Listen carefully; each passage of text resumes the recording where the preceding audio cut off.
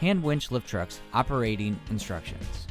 Step 1. Adjust the legs to provide the desired wheelbase. Set the brake or lock the casters.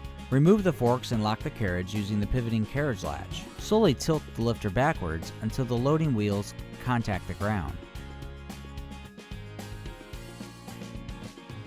Pull the leg adjustment peg and slide the leg in the desired direction. Reset the peg in the first or second adjustment setting as the job requires. Always maneuver the A-lift from the operator's position using the normal maneuvering stance. Grasp the operator handle at each end. This will provide the greatest degree of steering control. Walk behind the lifter and keep your feet clear of the casters. Move the lifter to a position near the intended load and lock both of the locking casters. Raise the forks to a comfortable height. Set the load on the forks. The load must rest against the back of the forks. Lower the forks until the load is a few inches above the adjustable leg. Step 4.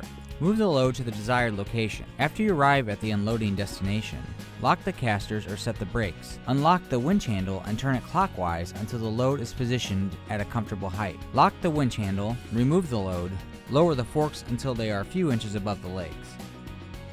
Step 5. Return the lifter to its storage location. Engage the brakes, fold the winch handle, fully lower the forks, and set the handle latch pin to lock the winch handle.